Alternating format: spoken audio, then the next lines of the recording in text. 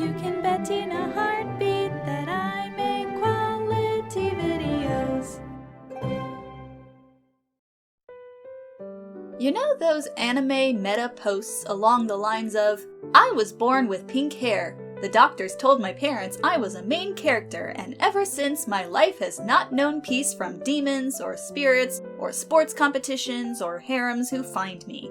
Well, I see that, and I raise you this. An anime boy whose appearance is, by absolutely anyone's account, completely and utterly average. Mundane hair, mundane eyes, not even glasses to set him the tiniest bit apart.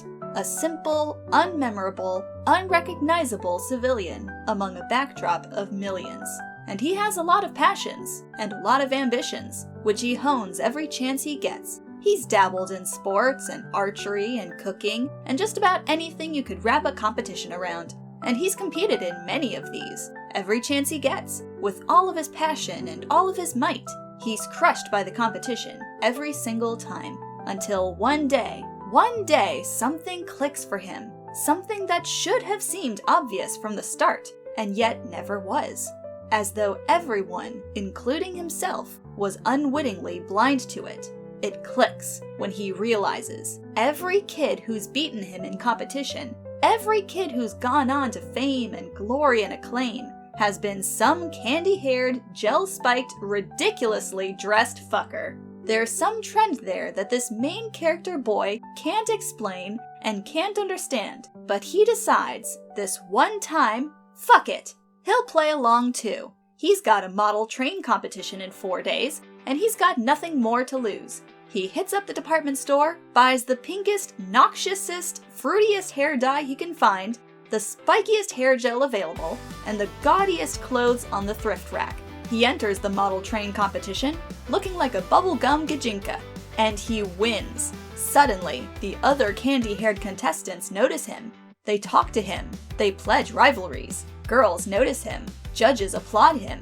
Acclaimed model train aficionados offer him internships across the world. He's hit on something. The main cast expands to cover just about every candy hair cliché in the book, from the mostly normal-looking demure schoolgirl with the blue hair, to the Naruto-esque, yellingest boy with the red and green spiked hair, the cool Megane senpais, the purple-haired tsunderes. Suddenly everyone is interested in him. They're prodigies and upstarts and underdogs, and they truly believe that this main character boy is one of them. So the main character boy maintains his ruse. He touches up his roots at dawn every morning, and carefully attends to his gelled spikes and tells absolutely no one about this great, uncanny, unfathomable secret he stumbled upon. He wins his competitions left and right. He racks up the acclaim. He's hailed as a prodigy of all trades, just now bursting onto the scene, and boils to the top of all his candy-haired peers. He's rising up, his every dream within his grasp, until one day he gets a note under his door, taped to an old picture of his normal, boring self from middle school, that says, "You don't belong." There's an international competition, and main character Kun and all his candy-haired rivals, peers, nakama, friends, are being housed in the same hotel. The night before the competition, some ungodly scream sounds from the Naruto kid's room. The rest of the cast rush in, flick on the lights, and find Naruto kid sitting up in bed, his hair completely flat and utterly black, a pair of DIY salon gloves discarded next to his bed. He races to the mirror across the room, hands hovering in shock around his straightened hair, as though unable to recognize the boy staring back at him. It's an unsettling act of personal vandalism, but Naruto kid seems unhurt. After verifying he's okay and reporting it to hotel security, most of the kids are content to go back to their own rooms and just double-check their own locks. Most seem content. Not all. The next day, Naruto kid is eliminated from the competition nigh instantly. He's given no chance to monologue about his ambitions, his friends, his hometown. Not even a second spared for a flashback to the bullying that became the formative motivator of his childhood. No, he's summarily eliminated by another candy-haired contestant. Naruto kid, with his suddenly unassuming black hair, is dismissed from the arena, and main character Kun is distressed. There's a murderer on the loose. Just in no traditional sense. Another kid is shaved bald in the middle of the night, and eliminated from the competition the next day.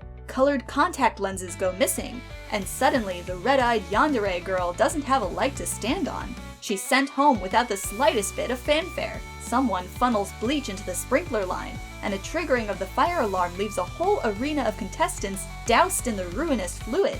Their candy colors melt into brittle, tacky, bleachy off-orange.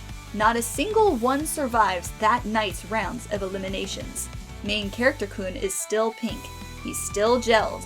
He's still dressed in fiery robes and platform sandals with a bandana cinched around his forehead. He hoards hair dye in his room and sleeps with one eye open. He can only watch in silence as this gruesome assassination plot unravels, without a doubt in his mind that he is the real target. One night, there's a knock on his door, and the twisting of a key, and the squeak of hinges swinging open. Main character boy's breathing halts. His time has come. He looks. It's the blue-haired girl, the quiet one with self-confidence issues. Her hair is tied into twin pigtails. She's carrying something in her right hand. Main character boy braces for impact. She flicks on the lights. He looks. They are wigs in her hand. 3 of them. Purple, green, and orange. Each primmed and poofed and curled to extravagant degrees. Here, she offers, hand extended. Take whichever you like. They're extra. Wait, why? What's this? What's happening?